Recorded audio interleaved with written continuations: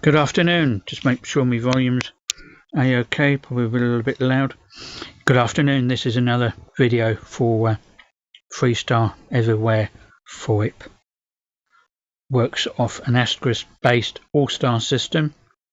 You can basically dial registered to our service Allstar nodes. These are type of the devices you can actually use. A SIP desk phone, cell phones, whether they are Android or iOS.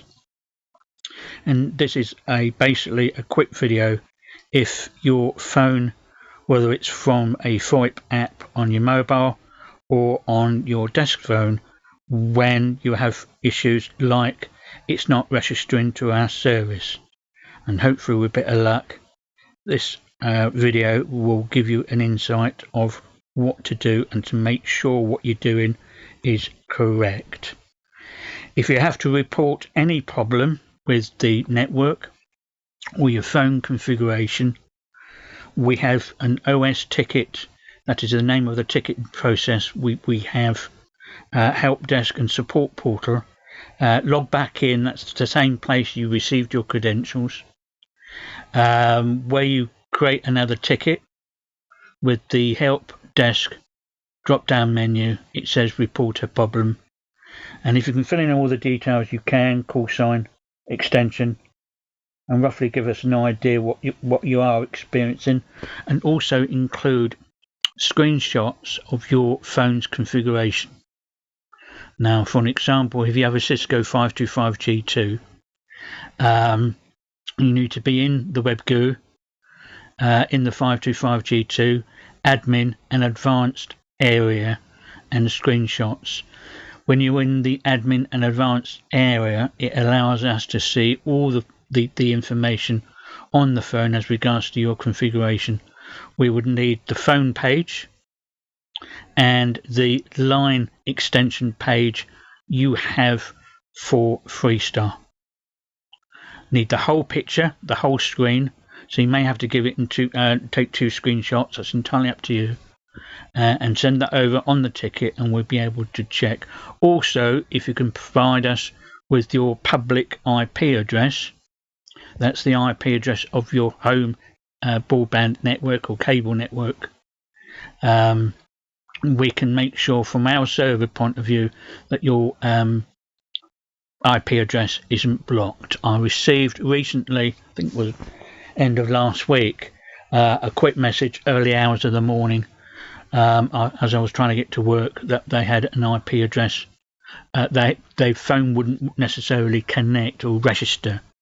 So without actually having any particular screenshots, I quickly went onto our PBX with his IP address, noticed it was actually blocked, and unblocked it. By then he was obviously gone to work, and I couldn't get a message to him until later on in the day when he got back home and noticed the phone was registered. So that's obviously going to happen if you live the other side of the states, live the other side of the world. The communication may have to wait a few hours because of the time zone, but the more information you can provide us, the better it actually is. For an example, other problems that you may arise with transferring your credentials, which is the program information for the phone. I will show you. Hang on a minute. Come out of that. Sorry if you can hear all the scraping on the screen because I'm using my notepad again.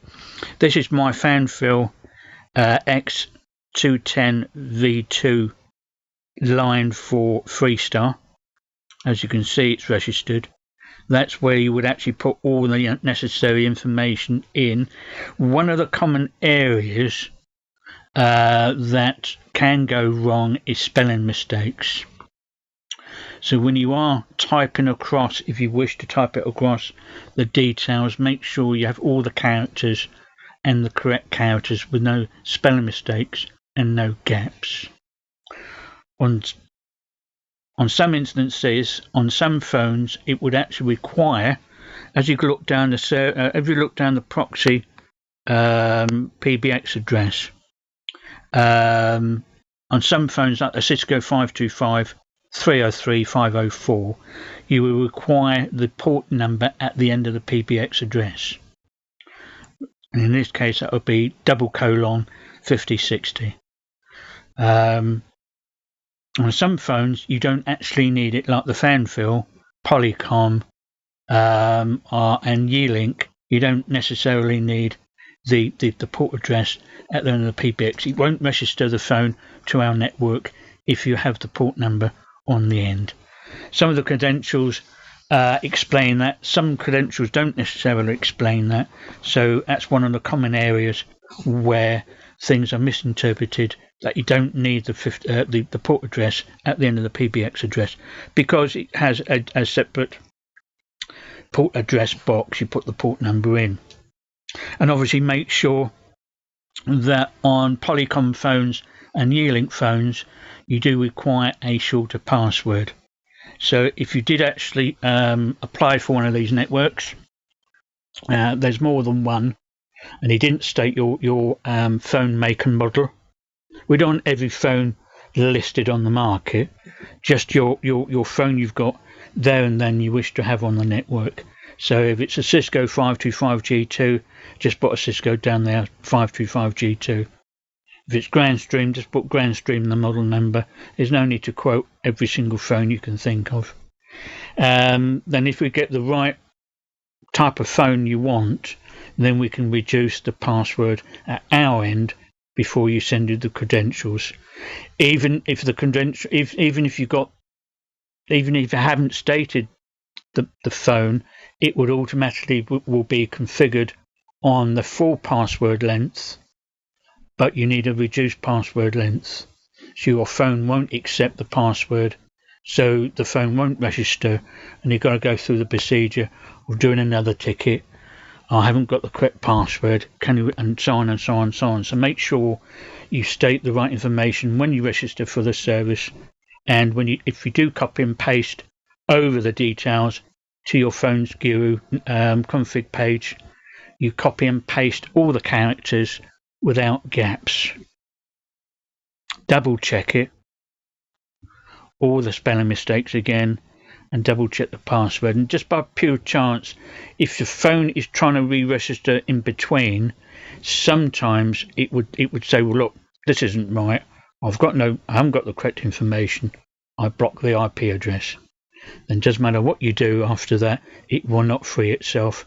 Then you've got to go back on our ticketing system and support desk, report a problem, we get the ticket, we can have a look at your IP address and unblock the situation. So just leave the phone on. Always leave the phone on. Don't turn it off. Always leave it on 24/7. So if you do have a particular problem and we need to check the servers and check your IP address, if your IP address isn't noticed in the block box, we can't do anything. Our system has to recognize that you're trying to register to us, and if it shows a blocked IP address, we can unblock it.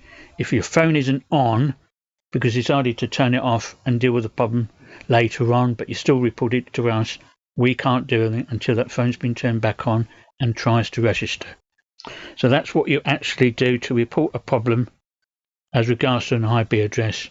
And if it's a configuration problem, include those screenshots and we can have a look. It may be a spelling mistake. You may have enabled something which isn't actually necessary, or you haven't enabled anything, and we can go through that and everything else. Ticket responses are normally within 48 hours. Majority of the networks, and including FreeSTAR, we do have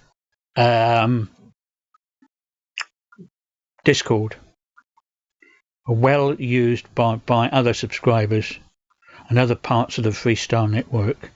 Discord.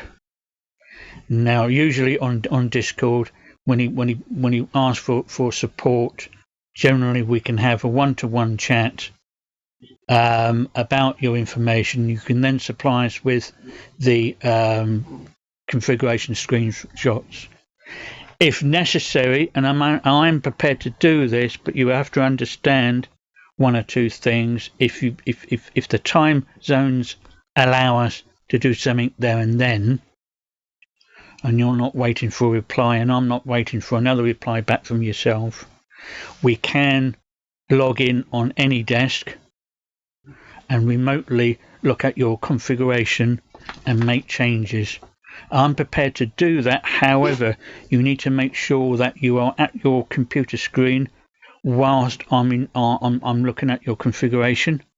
If you need to go to the bathroom or get yourself a cup of coffee, do and try and go before we log in. I want to make sure that I'm not necessarily accused of doing anything that I don't want to do, and I wouldn't do anything like that. But I need to make sure that you are at the desk watching me change the configuration if necessary, and we are on Discord, and we can actually communicate via Discord by private messages, so you know what I'm doing and I know you're there, and we can actually resolve the problem.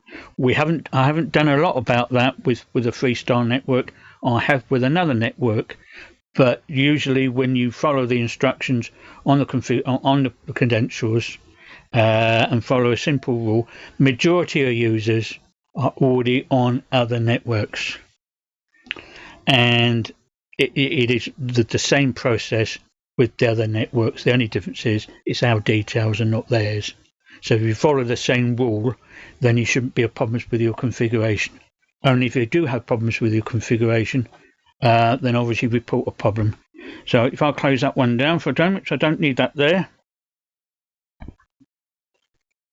No, I don't need that either. That's our Phonebook. I was talking about that the other day. Back to the same window. Sorry, I can't actually physically show you anything at the moment. I don't think it's actually necessary. But because you've already used our ticket messaging, our ticket site and support center before to apply for a ticket, you should already know how to do the report a problem ticket and send that off, and we take it from there. It's only because once in a while we do have issues about the phone's not registering, it's not working, blah blah blah blah blah. Make sure you don't have, if it's registered and it's still not working, make sure you don't have DND enabled within the phone, and so on and so on and so on.